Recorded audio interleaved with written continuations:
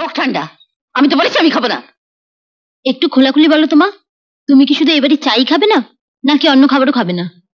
হ্যাঁ, তুমি যদি বলো এবারে আহার বর্জন করবে, তাহলে স্বামী হিসেবে তো আমার একটা কর্তব্য আছে।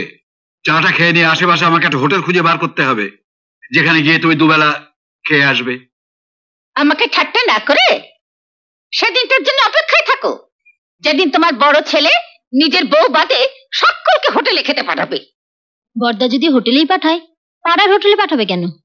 হ্যাঁ, আমরা দল বেঁধে তাজ বেঙ্গল কিংবা গ্র্যান্ড হোটেলে যাব। সেই আশাতেই বসে থাকো। মা, বাজারে যাচ্ছি, বলো কি কি আনতে হবে। তুই বাজারে যাচ্ছিস কেন? স্বপন কিংবা রতনকে পাঠা। না, ওরা তো রোজই যায়, আজ নতুন বাড়িতে এসছে, আমি মাকে বাজার করে খাওয়াবো। বলো মা, কি মাছ খাবে? আমায় জিজ্ঞেস করছিস কেন? তোর বউকে গিয়ে জিজ্ঞেস কর। বারে, তুমি থাকতে ও বলবে কেন?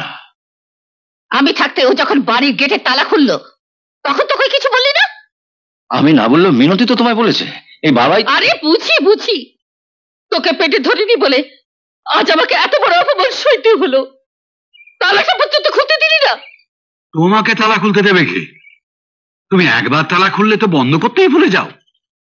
সকালবেলা ঘুম থেকে উঠে সেই যে মুখের তালাটি একবার খুলে বকবকানি শুরু করলে, মাঝরাত পর্যন্ত তো সেটা বন্ধই করো না।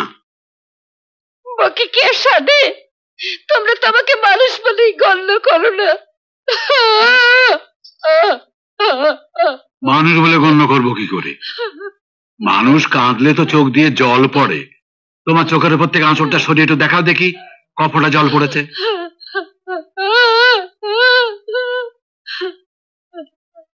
মাকে ভালো মানুষ পেলে তোমরা এত পেছনে লাগো না। ও না না, মা বলো না। মা কি খাবে, মাছটা মাংস? মা, ইলিশ মাছ খাবি ডিম ছাড়া? এ না পাওয়ার কি আছে? ইলিশ মাছের এখন যা দাম। হোক দাম, আমার মা ইলিশ মাছ খেতে চেয়েছে, আমি জোড়া ইলিশ নিয়ে আসবো। হ্যাঁ গো, এই সর্ষে বাটা দিয়ে ভাপে সেদ্ধ খাবে, না বেগুন দিয়ে কালো জিরে দিয়ে পাতলা ঝোল খাবে? বলো না। বুঝলি সন্ধ্যা, আমার অবস্থাটা হয়েছে আবহাওয়া অফিসের বড় বাবুর মতো। কখন যে বৃষ্টি পড়বে আর কখন যে রোদ উঠবে, এতদিন বিয়ে হয়েছে আজও পর্যন্ত বুঝে উঠতে পারলাম না। কাঁড়া ফুটেছে।